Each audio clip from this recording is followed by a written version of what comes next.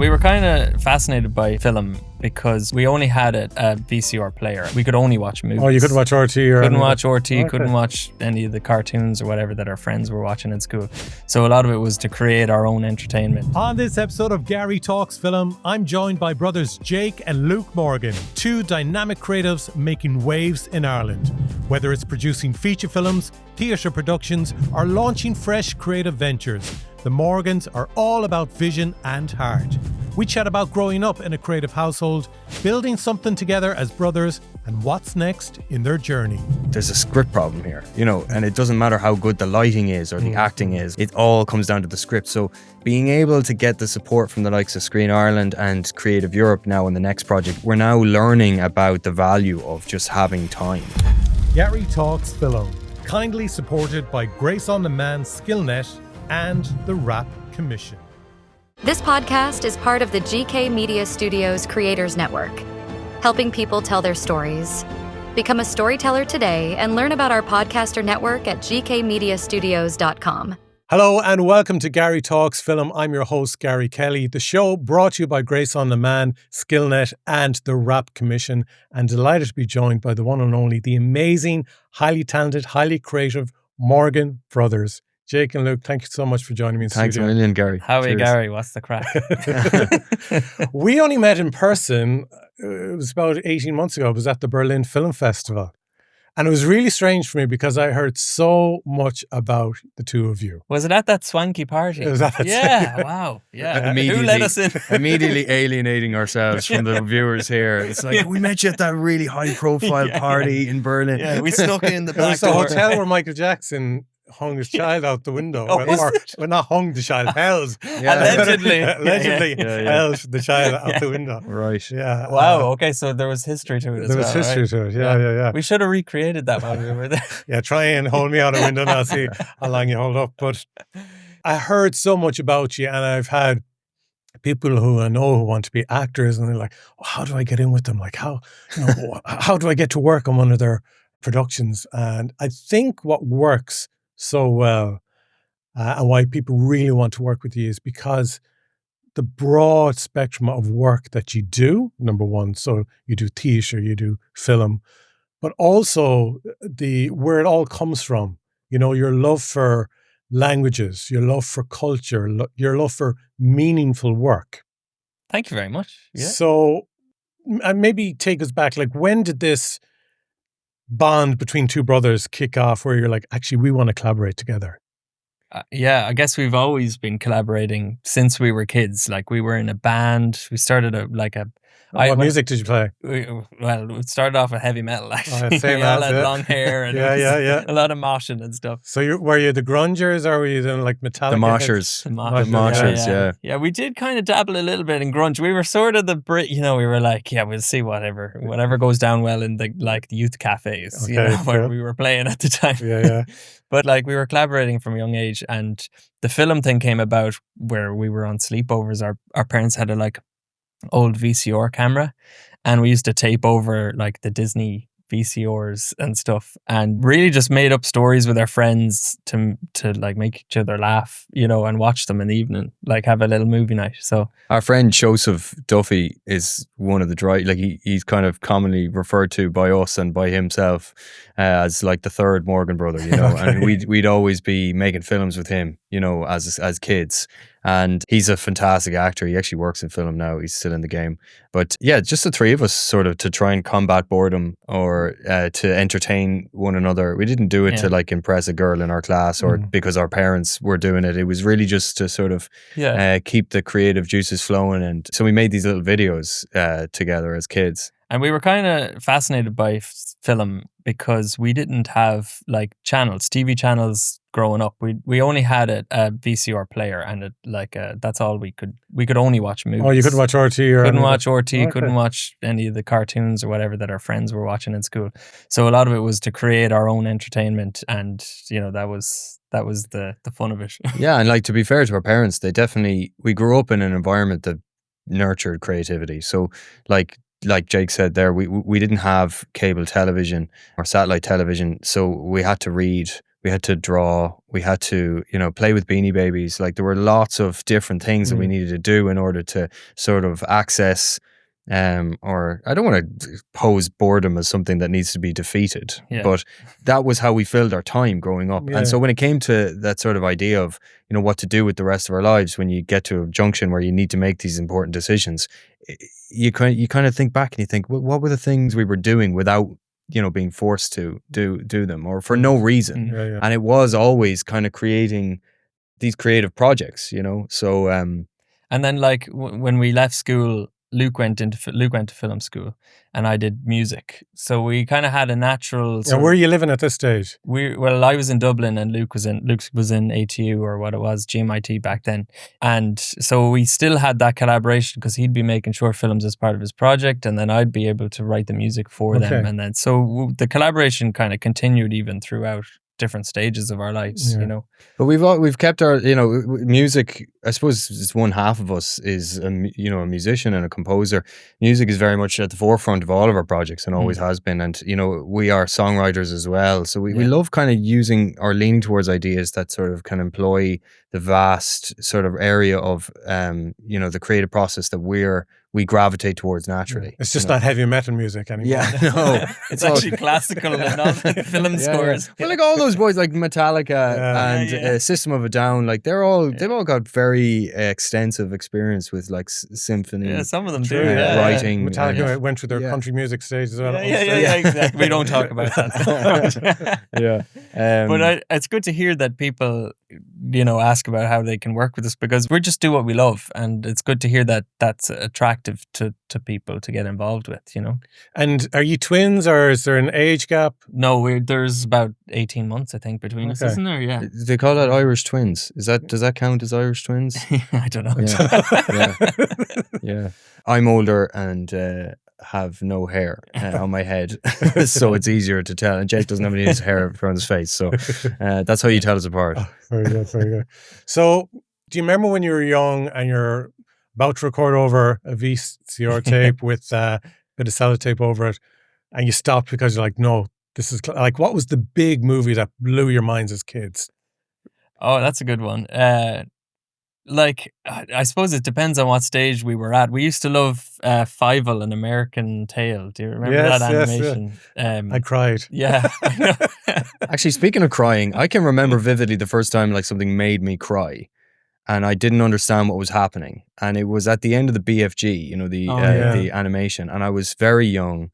We were watching it on the TV. I remember it vividly. Really? And I remember at the end, these emotions were happening to me, and I started like involuntarily crying because the film moved me. I can't remember what was going on in the animation, but I just remembered that whatever it was, I was to feel embarrassed about what was happening, and I didn't want him to know that I was crying. So like I was hiding behind one of the couch cushions, and then I think he copped, and I was young, so you were very young. Remember this at all? You were maybe like 4 or 5 years old, but you were still like, you would cop that I was trying to hide from you, and he was like goading me.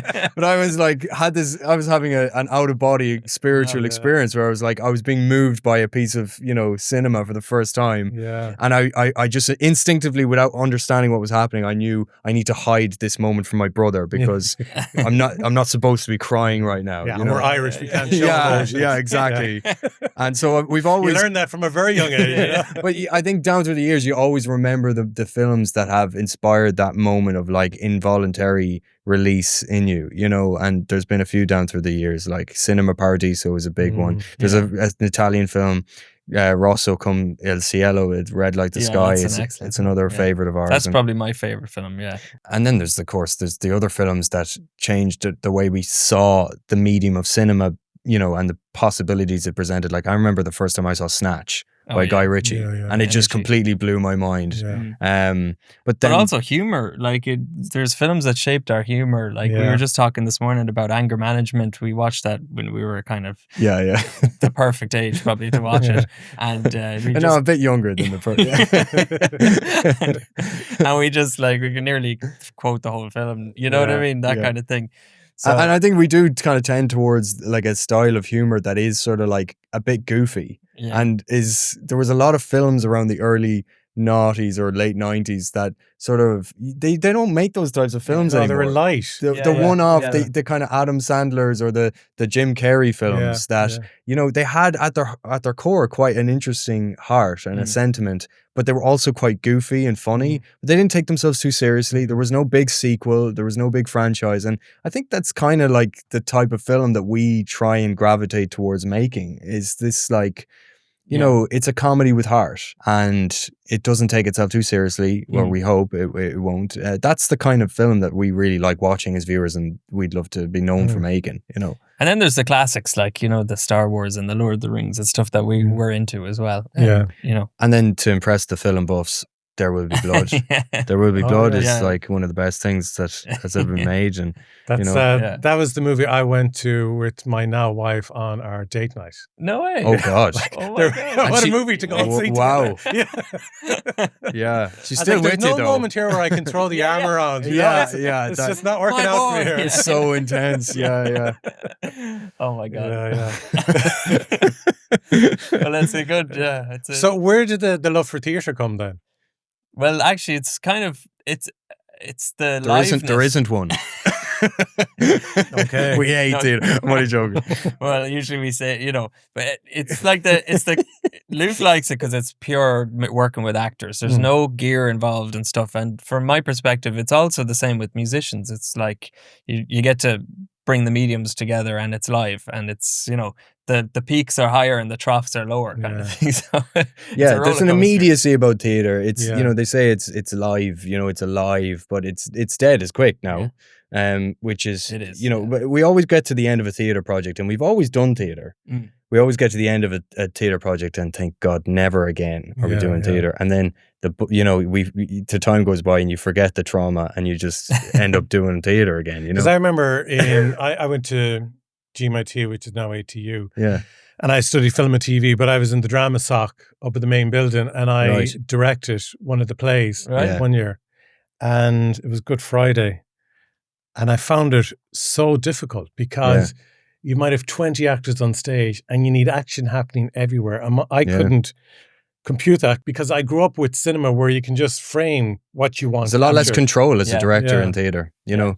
They could go up on stage and just do their own thing. The actor is the last person standing on the theatre. You know, like I love actors, Jake mentioned, and I think theatre excites me because I thought you were going to say Jake doesn't. There. Yeah. Okay, don't come for me, actors. That's what happens for Golden when he was crying. We won't get into that.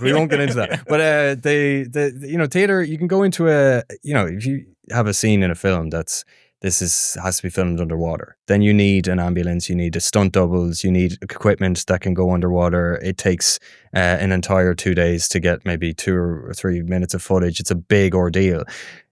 All you have to do in a theatre rehearsal room is walk into a room, and you don't need anything. You don't need costumes, you don't need props, you don't need set. And you can say, okay, we're underwater, action. And the audience will make that imaginative leap if you challenge them to. So the rules are different, and the different energies to theatre and to a piece of film. I love each form for different reasons, and I probably would feel more comfortable, you know, in film, because obviously there's a greater degree of control that you have as an artist in film that you don't have in theatre, and that's why many people love theatre. Yeah, we tend to identify predominantly as a film production. Because you just finished a theatre production. Yeah. That you had in Ireland and London. Yes. It was a big project. It's a musical theatre. So that's another thing, bringing our strengths together is like we've got the music. So we were working with Kurt Rosenberg, who was the composer, and he got in touch with me to arrange his pieces, his music. And that's how it started. And so we did a bit of development on it for a year, and then we took it to the Town Hall Theatre in Galway, where it was kind of more like a development showing, you know, and with the aim to basically take it on the road in the UK and get it to off West End, which is where we were this summer. So, yeah, but it was fantastic to get the opportunity to work with Kurt, who is a fantastic artist himself in his own right, and a very strategic and capable producer as well of work. And it's rare that you get somebody that has both kind of, toes in both worlds. But it was fantastic to get the opportunity to, work with people from Galway. Yeah. Actors people on the stage, behind the stage, and But you people from the UK over as well. we did. with We you had doing rehearsals and we stuff, had which is a lad brilliant. over from Yeah. who had West End experience. Yeah. So it was fantastic to basically give ourselves and give other people the opportunity to work on that scale and to be paid properly to do it. You know, And this is all happening in the west of Ireland. Yeah. yeah. know? Oh, the rehearsals were all in the west of Ireland. Yeah. The unit base was in the west of Ireland, in Galway here, and all, you know, I'd say 90% of the cast and crew were Yeah. you know, were Galway or west of Ireland based. Yeah. It's brilliant. Yeah. So it was a real dream come true for us all, really, and it went really well. We had a great time. We were on the road for a long time. And it was quite nice to be with the same material for a long time and be able to consider things, you know, come back to things and be like, maybe we should change. Like for me, maybe we should change this note, you know, in the horn or whatever, and see how that works. Yeah, you know, yeah. and so that was a really cool experience because with film, it's like you write the score, you record it, it's done. With the theater, it's always adapting. Like you're always changing. It's growing. It's evolving. You know. So you did that production lately, which was called, check my notes, For the Lack of Laura. That's For the Lack of Laura, yeah. And you did a short film a number of years ago, The Boat, Yes, yeah. which was a huge success. And we'll Thank you. talk about that shortly. And Froggie as well. Yeah, which, I was watching there on the TG Carr player Oh, yeah. over Christmas. yeah. And I Oh, absolutely loved it. Oh, great. Kermaggot. And I want to talk about Froggie as well. So let's first go to The Boat, because I think this goes back to what I was talking about earlier on, this thing of working with different cultures, different languages, focusing on stories of meaning and so on. So for those who haven't seen the short film The Boat, can you give us the log line, the pitch? Yeah.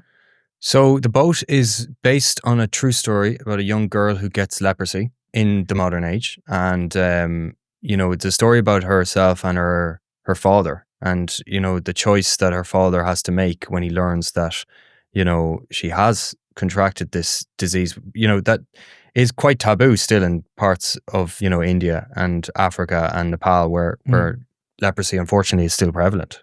So it was a heart-rendering kind of dramatic, tragic story, which is against the grain of what we'd usually be, you know, attracted to in a project. But it was a fantastic opportunity. We got to go to Nepal. Again, you know, the crew was small. There was maybe 6 of us from Galway, and then about between 8 and 10 Nepali crew members at any given time. And it was just an incredible experience. It's probably the best experience we've had professionally, you know, and we've just sort of structured our entire business plan around trying to just do that again, you know, chase that high again. Yeah. Where did you get the story from?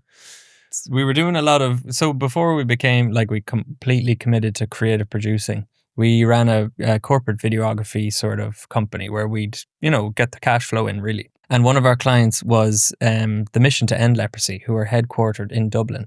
So we did a couple of videos for them just on awareness of the cause. And he told us one of these stories kind of through the lens of the camera nearly. And so Luke was moved by it and decided that, you know, to let out his creative energy through the script to write. Get arrested for less now. And so The way you let out his creative. yeah. I wrote a script just to clarify, and we sent it to them, and they. I'm looking for Luke here. You got the badge here. Yeah, You keep having to adjust the microphone down, and there's a tree falling on top. No, of you. it's all good. Do you want me to shimmy? No, I'm fine. Yeah, so we sent it to the CEO, Ken Gibson, and he basically got back straight away and said, let's try and make this happen. And to their credit, you know, it was a huge risk for the Mission to End Leprosy to put their weight and funding behind the creation of a dramatic short film. Usually charity or agencies like charities, it's a far safer bet to do something like a documentary or, you know, a promotional video. Yeah. But it's testament to the vision, to Ken's vision, that he basically gave us the creative freedom to, you know, create a piece of narrative cinema that, you know, we argued would strike people in the heart rather than in the head. And we were thrilled with the journey it had, you know, on the International Film Festival circuit, and it won a couple of Academy Award qualifying awards. I left the gap there strategically. Won a couple of Academy Award qualifying. So we decided which way to go. Yeah. It's like sounds But anyway, we it was fantastic, and then Brendan Gleeson came on board as an executive producer of the film. Wow! Just on the strength of having seen it and wanting to kind of lend. So have you his met name Brendan to in it. person? No, I didn't meet him. We've met him down through the years at various events, but it wasn't through that channel that he got involved. No. But since him coming on board, we actually haven't met him since. It's mad, isn't it? Yeah, it's crazy. I met him years ago at the Galway Film Fleadh. Yeah, he was upstairs in the Town Hall Theatre. But he's very down to earth. Like he's so down to earth, and like he'd done Braveheart and Michael Collins. He was well known at this stage. And Garry Kelly decided to tell him, Brendan, I actually think one of your best pieces of work is I Went Down. It's a great movie. It is, yeah. Thanks very much. And we love Six Shooter. He walked out of there like a minute later. He's like, I'm not stuck with this lad for the evening. You know, he's quite big as well. He's so tall. He's very. I think his brother actually lives in Galway. He's a big presence, when he's in the room. But he's one of our best actors. Yeah, absolutely. Yeah. So it was a thrill to have him on board. So you went from a short, yes, to a feature film. Yes.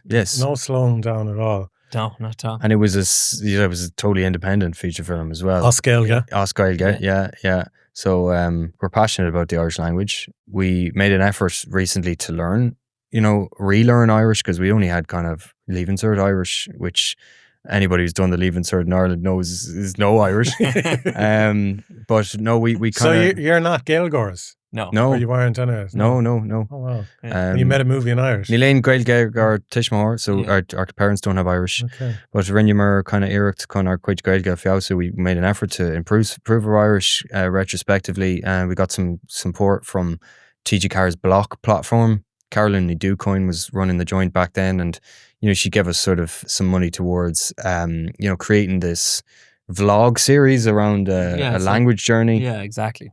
A journey through learning the language. Yeah.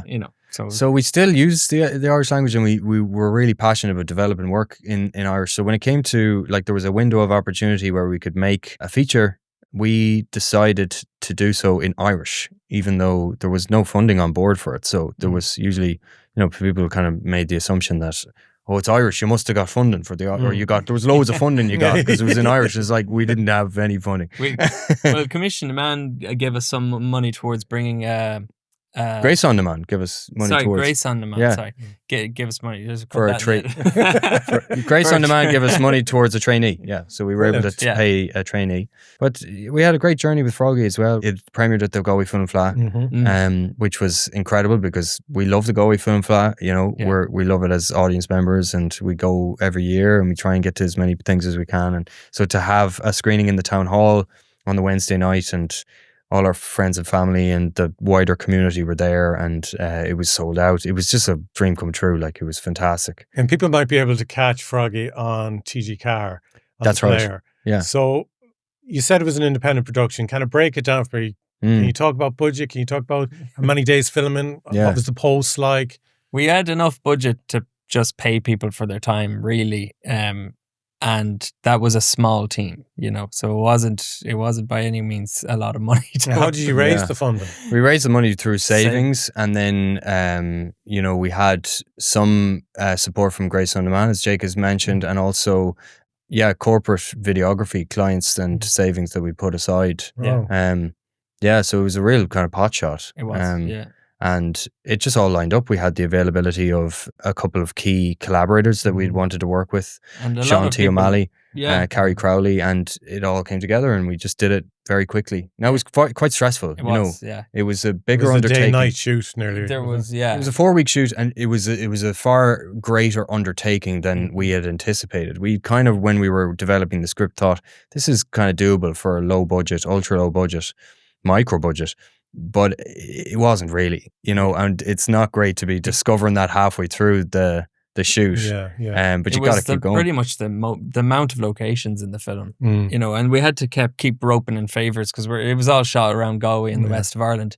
So that was kind of part of how we got it made, was that we knew the people who we could get the location for, like a pub or, the town hall or the Thaviark Theatre. also let us shoot there as well, which was great. So it was, was But roping the in favors. community, the community keeping in the team Galway small. is so supportive when it comes to trying to get stuff made. Like you have Little Cinema, Kenny Gahan, who should be given the Nobel Prize in filmmaking for his, Titan efforts, Trojan efforts to kind of keep the spirit of independent filmmaking alive. So you have that community that you can dip into, and also the business community in Galway are generally very positive and supportive of, the arts, people who want to make stuff. Mm-hmm. And there's a great collective buy-in that the businesses in Galway have towards making it, or keeping our reputation as like the artistic heart of Ireland. Yeah, that's brilliant. Yeah. Because you're now at the stage where you have a project with development funding from Screen Ireland. Mm-hmm. Yes. And you're also working on a project with Creative Europe. Yes, it's the same project. Mm-hmm. Okay. Yeah. So it's not that you tried all avenues, you couldn't get funding, so you just said, let's make a feature ourselves, and kind of one Butch Cassidy and Sundance Kid's final scenario. Like it's actually making sense because it's going into dealing now with. It was kind of the ignorance of youth and a touch of impatience. Froggie would have benefited, I think, from a bit more development time, a bit more pre-production time. It was a bit rushed. We really went into it all guns blazing, and hindsight's a beautiful thing, and we've made this kind of mistake down through our professional careers where we've looked back at films and we've seen, there's a script problem here, and it doesn't matter how good the lighting is or the acting is, or it all comes down to the script. So, being able to get the support from the likes of Screen Ireland and Creative Europe now in the next project, where we've literally had like the guts of 2 years to just focus on the script and get that completely 100% right, has been an incredible, point of development for us as creative producers and artists, because we're now learning about the value of just having time to spend on these things. But you only appreciate that now, having just gone and done it yourselves first. Exactly. Yeah. Now it was incredible. I wouldn't change anything in that we got Froggie made. We got it over the line just by sheer kind of force of will, and the collaborators that we had on board, everybody was behind the vision of it. And you do grow like in your skills, and you learn more stuff nearly by going through that route, rather than the university and stuff. That's all great, but sometimes you just have to get stuck in and adapt and respond and plan and stuff like that. So I think as a company we actually did come a long way after doing Froggie. Yeah, brilliant. So there's obviously huge learning by self-financing it yourself. Yeah, but I'm assuming that you don't get the kickback financially out of it. It is very much a one-way investment from a financial perspective. It's hard to qualify, because you never know, maybe we wouldn't have got the funding from Screen Ireland had we not have beaten the drum. Froggie. Yeah. So it's hard to know, but it's kind of hard to get sales for an Irish language comedy film. Yeah, because I'm at that scenario at the moment as well of, do we invest in approach that we have, just get it made, get the experience? Yeah. But then someone was saying to me in the industry, no, you don't spend your own money. You always spend someone else's money. Never spend your own money. Well, I don't think we'd recommend it, to be honest. Because we found, and this was a bit of a surprise, was that, when it came to actually trying to sell it or get a distributor or sales agent on board, nobody really wanted to touch the project because the Screen Ireland weren't involved in the project. So I think distributors and sales agents can access a tier of funding from Screen Ireland, but the stipulation is that they need to be involved in the film in some way. Okay. So it was too much of a financial risk for anybody to take on Froggie, even though they had been in the room and they had seen the reaction that it gotten, and the fact that it was sold out and people were laughing all the way through it and seemed to really enjoy the film. It was still, they were like, it's too much of a risk for us, so we're not touching this. And that was a big learning curve for us. In that, you almost do need the seal of approval of a state agency for other people to trust what you're doing. Yeah. It gives it's you less risky, I suppose, for them if they're investors or if they're sales agents or if they're distributors. It's nearly like this has got a stamp of approval by Screen Ireland. It gives you a layer of a legitimacy that maybe you don't have without it. They're kind of distrustful of people who just is like, why, how did these lads do this? This doesn't add up. This situation isn't to be trusted. Yeah. When in actual fact, it was completely above board, and we did all the paperwork was in place. It was just sort of like immediately, I think they just see the logo of these big agencies, and they immediately kind of were like, this is everything's. But we thought it actually might be a strength that we had no financiers, no people like dictating, independent, exactly, and that it would, might be an attractive thing for an investor to get involved in or a sales agent, because there was no one in the waterfall ahead of them for the royalties. Yeah, exactly. No, it didn't work out that way at all. So, because I remember years ago, I was at the Cannes Film Festival, and we'd had development funding from what was then the Irish Film Board for a feature film. So we were reaching out to meet people, and no one wanted to meet us. But when we said we had development funding from the Irish Film Board, suddenly it was mad. We went from no one wanting to meet us to being on yachts with lobsters and tanks, caviar being served and champagne.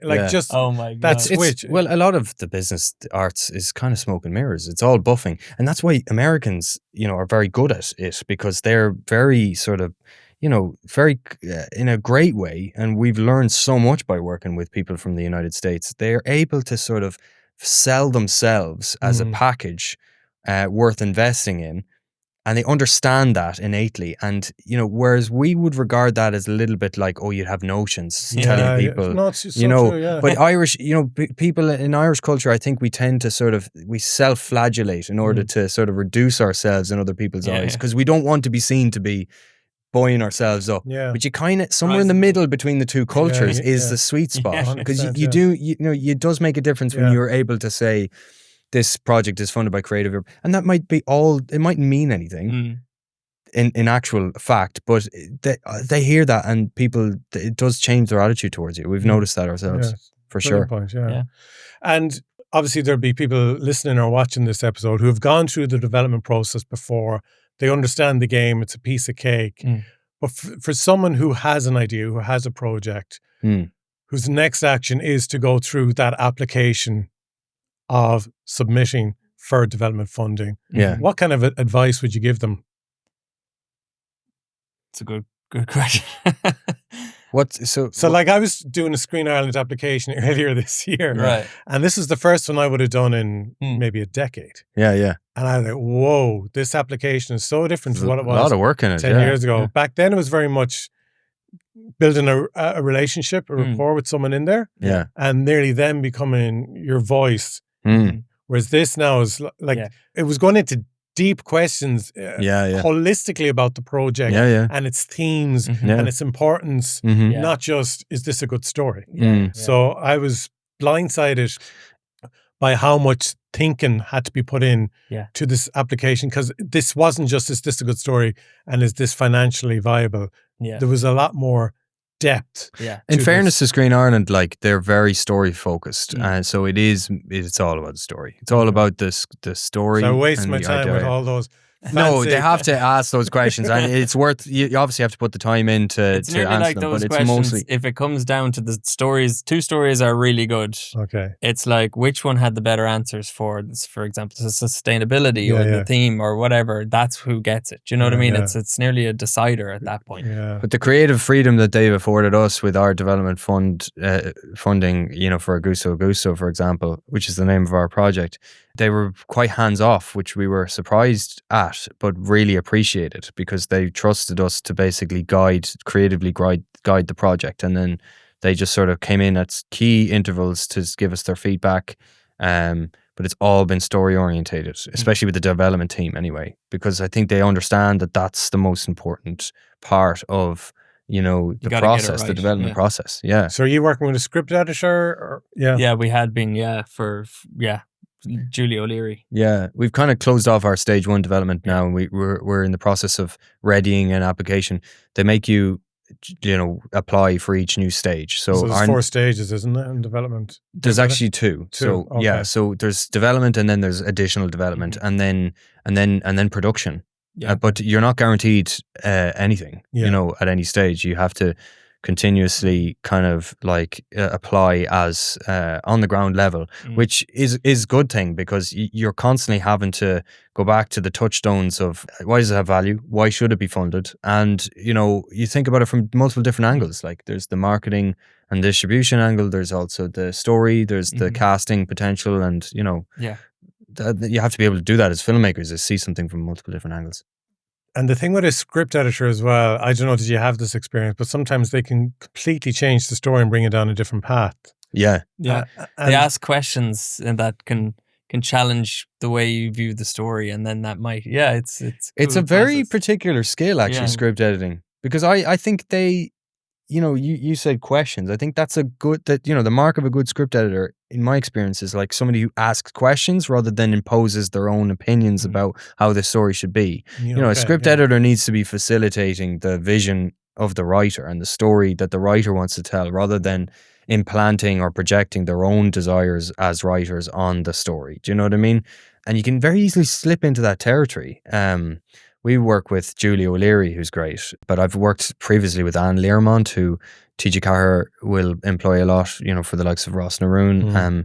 And I think she's from Donegal. She's a fantastic script editor as well. Did you work on Ross Naroon before? I did briefly. Yeah, I was in the story room for one of it for Shra 21. So, and what was the big learning there? Just collaborative working as part of a team, and I love. It's probably one of my favorite parts of the writing process is the collaborative nature of the round table, like lots of people in a room coming up with, you know, you're vibing off each other and coming up like sparks are flying, and I loved that. You know, you recently, Jake, purchased a house. I did. Congrats! Thank you very much. That's like a big win for anyone in the industry. Well, now I have a serious debt now with the bank, but it's nice. No, it's brilliant. So I wonder, you know, how do you financially survive in this industry? The answer is to be married to someone who has a stable job. I nearly could answer that before you asked the question. So I hang outside the Medtex in Galway in the car park. Emma is single-handedly keeping Morgan Brothers afloat. Yeah, like the banks, when they hear you're self-employed, it's like, okay, let's study this guy and their companies, you know, records and stuff. So it's that's the main reason I have a mortgage. Fair enough. Because it is tough. Like, it's very much project to project, and again, you know, you're in development with Augusta at the moment, but you know, you don't know what the next stage is. Well, look, we're hunter gatherers, and you've got to be if you're self-employed. And we can kind of adapt in that we can become leaner as a company, and then, you know, expand when we do have big projects and things like that. So, you know, there was about 35 people on the staff for the Lack of Laura this summer, and now we're 2 again. You know, when we're shooting Augusto, there'll be a huge team, you know, but between projects, that ability to sort of scale up and scale down is one that you need, I think, if you want to have a film production company, because it's not always, you know, it's not all guns and fast cars. Like there are the several days where you're turning up to the office and you're in development, and it feels like it's going to go on forever, and you know, it's you feel like your age is away from cameras rolling and stuff, and you just got to keep the faith and believe that, you know, what you're doing is contributing to that moment where you will get back on set and you'll be able to do it. So do you deal with a scenario where one of you might be just having a down day and the other's trying to lift them up and say, look, it's going to be good? Sometimes you kind of, that's what's good about being, well, first of all, a duo, but brothers as well, that you can sort of, you know, you can play devil's advocate, or you can, you know, balance and the scales a little bit. When things are down, you can be like, oh, but look at the bright side. Yeah, sometimes there's no sugarcoating. You know, sometimes a bad day is a bad day. And I think being in business with somebody who you don't need to pretend that you're having fun all the time with, it's useful, because sometimes you're just having a really, you know, you get bad news like about a project, and you just have to be able to be in that low together. And I think you get into business with your friend because you have this idea that it's going to be fun all the time. Whereas being in business with your brother or your sibling, not to make it a gender thing, but it's your sibling, you're kind of more used to living through life's ups and downs. There isn't that constant need to entertain one another all the time. And so there are days where it's a little harder, and the news isn't as good, and it's not as glamorous, as what you think you signed up for. And there's an understanding that, look, that's just the way it is, Yeah. And what would stop you from getting that financially secure 9 to 5 Monday to Friday job? Good question. Is anybody hiring? No. We were talking about this earlier today. Actually, kind of the creative freedom, and the variety. Yeah, the variety. Yeah. Not every day is the same. Yeah. And doing kind of, you're doing what you love, but as Luke likes to say, you do what you love. You work every day of your life, not the other way around. The way it's like, do what you love and you'll never work a day in your life. It's like, no, you will work every day of your life, including Christmas. Oh, we wouldn't change it for the world. Yeah. I mean, it's earlier this year we were in Santa Barbara, and we were outside the screening of our film. Froggie was happening at what time? At 10 o'clock in the morning or something, in the cinema number 1 in the Santa Barbara Film Center, and there was nobody outside, and we looked at each other and we're like, oh, this is going to be one of those days. It's going to be us then. we got Culture Ireland funding to go over to this event, and it's like there's nobody here. Right. So we just sort of looked at each other, we steeled ourselves, we took a deep breath, we walked in, the place was packed. There was nobody outside because everybody was inside. We had to sit right up the front of the front. That was like, 300 people in California who would come out at 10 o'clock in the morning to watch an Irish language independent film. From the west of Ireland. They didn't know us. We didn't know anybody in the audience. We didn't have any friends or family there. It was literally just total strangers. And they just got the film. And those were the moments where you're like, you would never get this in another industry. And it was really genuinely incredible, Brilliant. So... Okay, I'm going to wrap it up with a little bit of advice that I want from you. Not that I'm good at No, lads, I'll tell you this. A 9 to 5 is what you're going to do now. You're going to leave here. So I know there's loads of different roles that you've done in terms of writing, producing and so on, but I'll just try and narrow it down to one role per person of course, just for this exercise. Yeah, sure. So, Jake, we'll say composer, Yeah. right? 2 questions. First is, what advice would you give to someone who wants to become a composer? I think listen. A lot of the time when people think of composer, it's about, oh, I want to make the noise. But I think a lot of it is to listen to as much as you can and appreciate all types of music. And then from that, be inspired.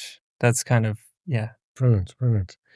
And Luke, we'll say for directing, or if you want to do writing, whichever you're more comfortable with, what advice would you give to someone who, again, wants to fall into that role in the industry? Well, Tarantino is famously quoted for saying, I didn't go to film school, I went to films. And I would very much be of that school of thought. It's like, watch as much stuff as you can. And I would say, don't just evolve yourself in film, dip your toes in theatre. You're stealing my answer. Yeah. You're just framing it a different way. I'm on a pedestal. Give me my moment here. It's like once a year where somebody makes me feel like I'm an expert in something. It's like Ingmar Bergman, the Swedish filmmaker. His day job was directing plays, but he made 1 film a year. And just so keep the antennas up, be inspired by art, whether it's visual art, poetry, novels, and bring that into your work. Like it's not just film making that you get your inspiration from. Get your inspiration from science, from maths, from the world around you, and then just watch loads of films. Brilliant. Yeah, the other thing was just to keep at it. You know what I mean? I know it's kind of, it goes without saying, but the more you stick around, the sort of more likely there's nobody else in the left in the pot to give money to. No, I always say, if you go to the Galway Film Flat and you're outside and you're looking at people on the steps, that's that easy. There's like people in their 20s who are like really hungry and believe that they might be just out of college. And then there's the jaded, beaten down. And kind of the 30s heads. don't exist there. And then it's the survivors that's left, Exactly. Yeah. Well, and they're running some international film fund just because they were in the game long enough. Exactly. Yeah. But I suppose that advice, kind of the subtext, is just have a sustainable way of practicing. Don't work yourself to the ground. Make sure that you can keep at it. and survive, you know what I mean, at the same time. And then final round of question is, for someone working with a composer, Yes. what advice would you give them? I'd say communicate. If you have no like prior music knowledge, or you don't know the technical terms, communicate with emotions. Just talk in emotions to the composer, and that's our job, is to translate those emotions into music. Yeah, I think that's probably, if you do have musical knowledge, great, we can, chat all of that sort of crap. Yeah. But It's best, I think, I find, if you're a director and you want to work with a composer, leave them as little amount of time as possible to compose the score. Just they work better Especially if you under want a pressure. frantic anthem, Yeah, so give them maybe a day or two, especially if it's a feature film, maybe 3 days. But normally, less time the better. Yeah. and whatever changes left over from the rest of the budget. Okay. Yeah. That's what composing costs. Do a whip around at the rap party or something, or at the premiere even. Yeah. And what about, because as a writer director, you're working with multiple departments on a daily basis, and I'm sure it can be quite overwhelming. And having your vision clear and articulate is so important. But what advice would you give to the people coming up to you? Well, look, like in life, you are the aggregate of the people you spend most time with. So as a director, you're the aggregate of your HODs. You're going to be as good as the average of your HODs. They are they are what make you who you are as a director. And being a director, there's all this talk about vision. It's, I think, more about compromise, tolerance and compromise. Like any great relationship, in creatively or romantically or anything, is about tolerance and compromise. I've found myself being taught that being a great director is like being a visionary. And I don't know if obviously there's an element of the job that is that you have to be a visionary, particularly in pre-production. But when you're on set and you're in the middle of a field and it's piss and rain and you've got you're way over time and your actor is late and you got 5 minutes to get the shot, your job is to be a facilitator of other people's creativity, and to do so in a way that strikes the aggregate and uses the talents of those around you in a way that, best suits the project. That's in my opinion. Brilliant. Excellent. I was going to, because I introduced you as Jake and Luke, so now I'm going to go the other way. Luke and Jake Morgan, thank you so much for joining me on Garry Talks Film, and continued success with all your projects. Thank you very much, Garry. Cheers. Gurmagat. Garry Talks Film, kindly supported by Grace on Demand, Skillnet, and the Rap Commission.